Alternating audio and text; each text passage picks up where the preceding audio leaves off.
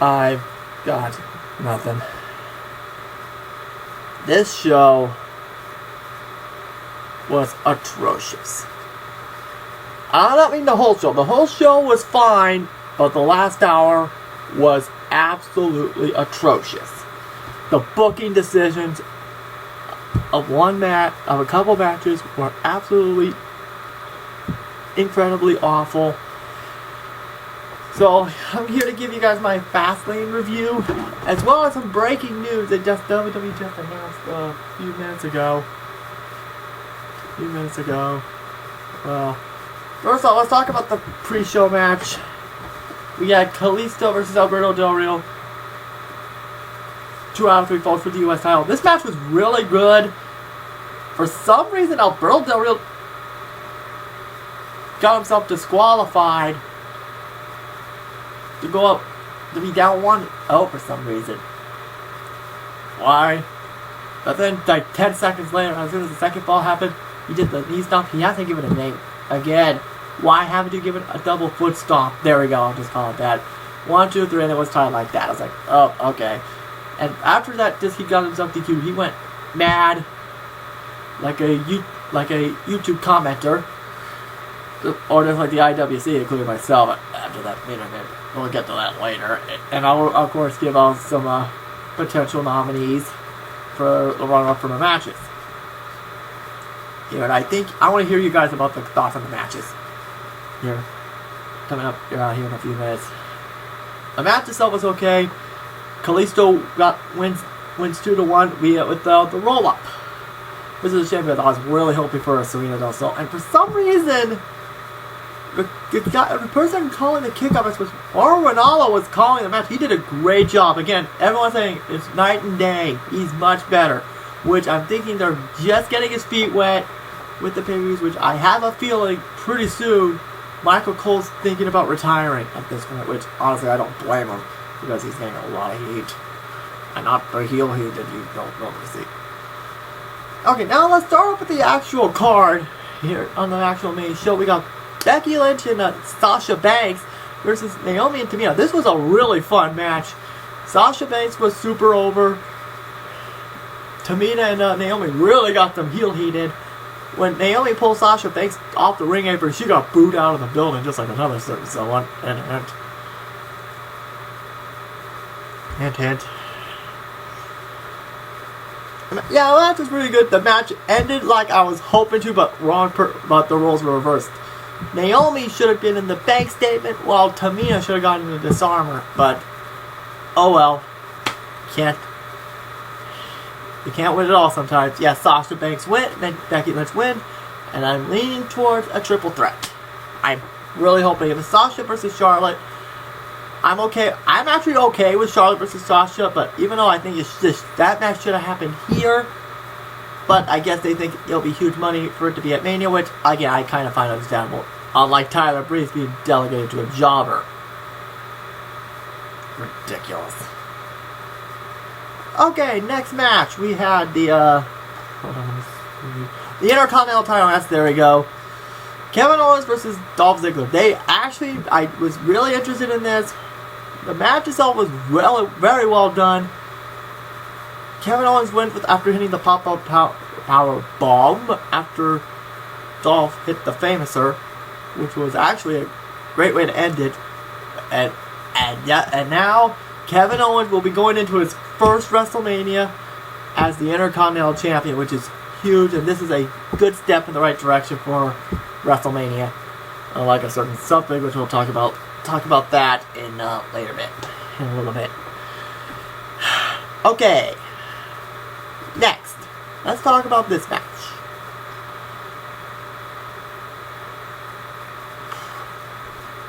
We had the Wyatt family versus Kane, Ryback, and Big Show.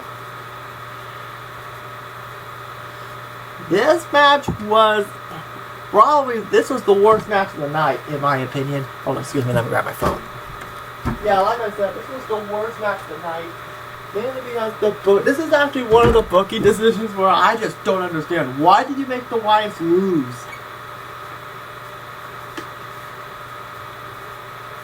Why?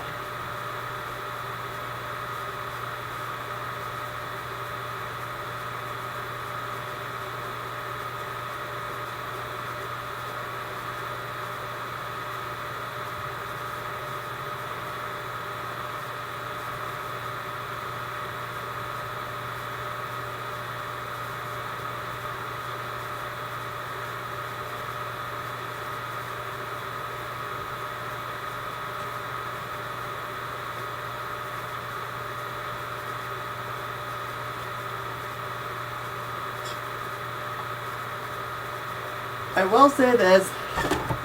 Ryback was the... I swear, if it was Kane or Big Show, everyone would have been pissed off. But I was kind of glad it was Ryback. And from what I had heard, he didn't get any Goldberg chance because I was getting my dinner, blah, blah, blah. Blah, blah, blah, blah, blah.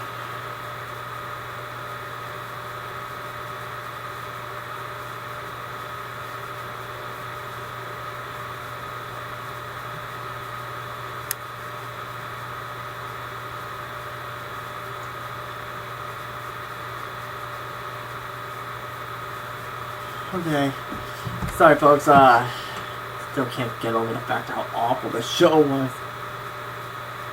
Not this first part. The first part was actually really good. It was the last hour, like I said, where it really ruined the show. Now, let's see what Bleacher Report had to say, because normally they say.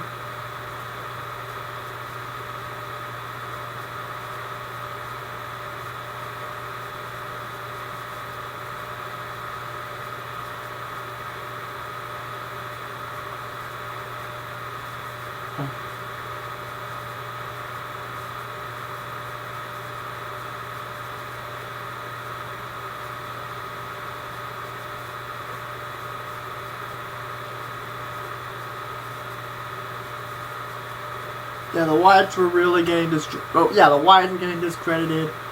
And it looked like at one point Luke Harper may have suffered a separated shoulder. Hopefully it's not as bad as... Hopefully it's not too bad. Otherwise, we're stuck with an underrated wrestler in Eric Rowan and Braun Strowman, who is really tall but a really lousy wrestler. And I would say something else, but this is a family show. Next, we got the Divas Championship match. This match was a lot better than I was expecting. Brie Bella, she put it all on the line, but she barely can't hang with Charlotte. And I'll give Brie Bella, bleh. Try saying that 5 times fast. Brie Bella, blah, blah. Brie Bella gave this match, she did her absolute hardest. She wore Daniel Bryan's kick pads from WrestleMania 30, which was kind of cool as a nice tribute. I was a little disappointed Ric Flair didn't do much in this match this time. Oh, actually, I'll take it back. He did. I'll take that statement back. He actually did try to get involved in the end. And Brie Bella did a submission combo, which I was not expecting that whatsoever. Coming from her. I mean, when I see Brie Bella, I was not expecting her to be a submission expert. So I guess Daniel Bryan was teaching her submission instead of wrestling moves. So I'll commend Brie for that. Of course, Charlotte wins with the figure 8. And this will set up for her WrestleMania. So it's slowly turning into an NXT Revolution for Mania. So, alrighty. So let's go with that.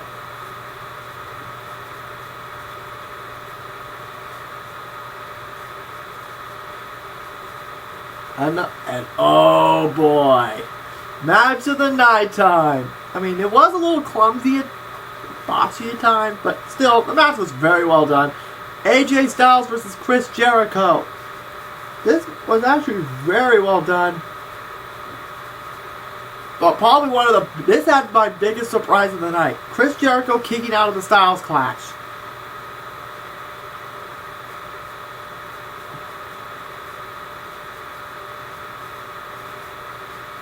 So as a result, he had to use the calf crusher to have him tap out. But why did Chris Jericho shake his hand? I thought he was supposed to be turning heel. I guess that may change. Then, after that match, I'm guessing one of the people who wrote the show probably had a fatal heart attack, and another guy came in and took his place and really did his best to ruin the show. Starting off right here, the Cutting Edge Peep Show. Well, if it was just Edge introducing a New Day, this would have been fine, but as soon as the League of Nations came out, I was like, oh no, they're going to ruin it. And I was expecting Enzo and Cass to come out afterwards, but nope. Sorry, not sorry. WWE, come on. I'm guessing they're waiting until after WrestleMania, which, again, it's understandable, but... And I'm kind of confused why Finn Balor doesn't want to go up to the main roster. After tonight, now I know why. And I said this before. They keep booking like they did tonight at this hour. If Lucha Underground has a conference to go on Mondays to compete, they are in trouble.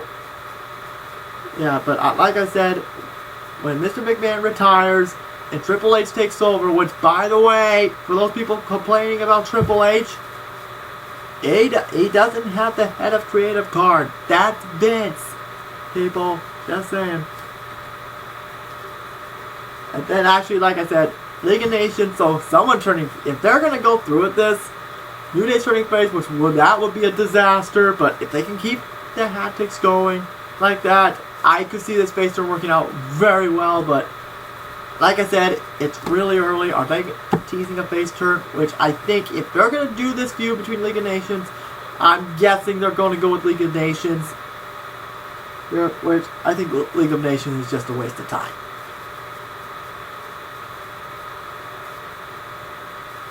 And then, oh god, at first when out comes the Social Outcast, I was thinking, okay, this is probably where Angelo and Cass come out. Out comes R-Truth. I was like, come on, what are you guys doing?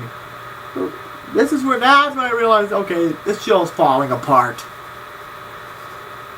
And this match was pretty lackluster.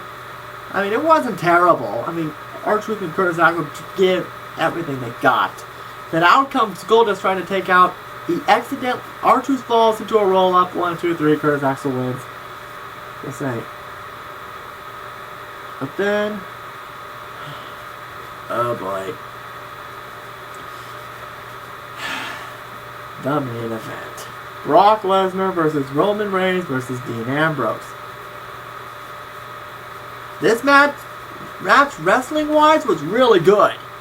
This was really good. This was my second best match of the night, in my opinion.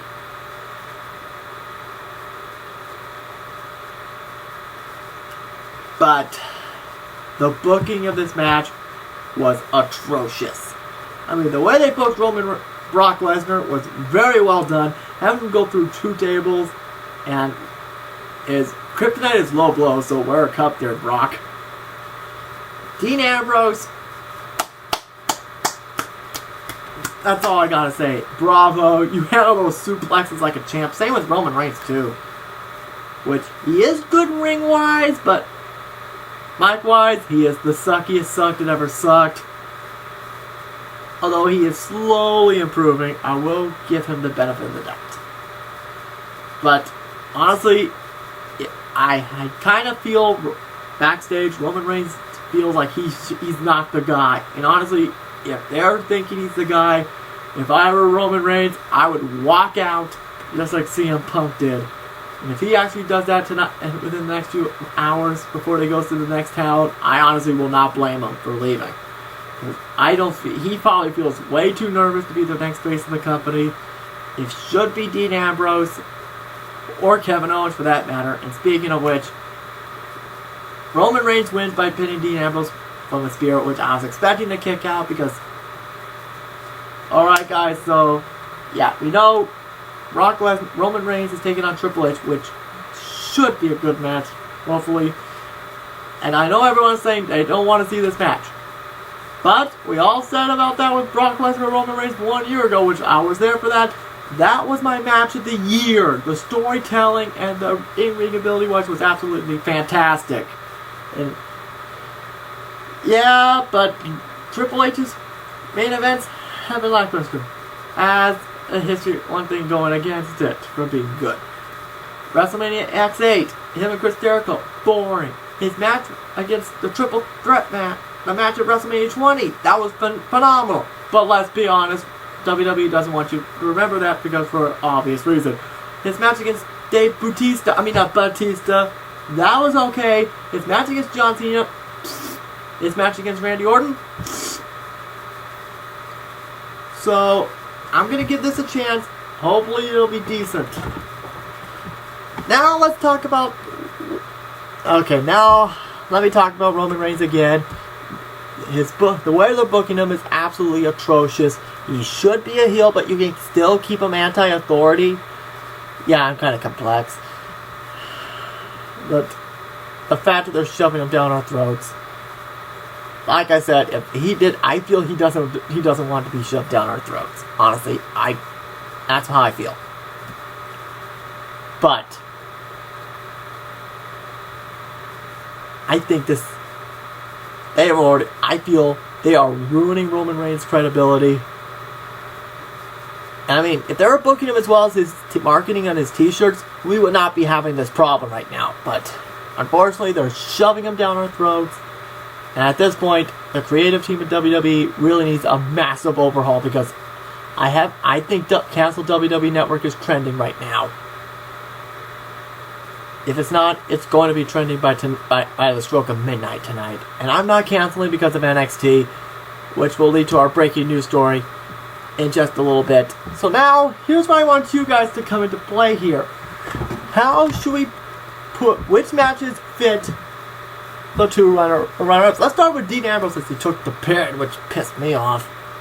But to be fair, you don't want to have Brock Lesnar, because that would be really bad. Here's what I think they're going to do with Dean Ambrose. They're either going to, since he didn't get his rematch against Kevin Owens, I guess you can insert him in the Intercontinental title picture.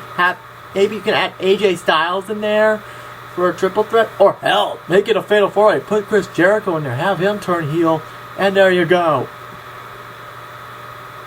There, so here you go. Or, if we're feeling a little gutsy, we could have him face Brock Lesnar, which that would be a phenomenal match.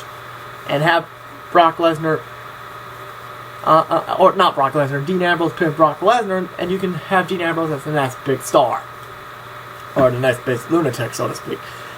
And speaking of Lesnar, you could go with the Dean Ambrose approach, which I actually would like to see that. Or you could have him face the rumored match, which is Bray Wyatt, which I would actually like to see that. But the last thing I want to see is him facing him.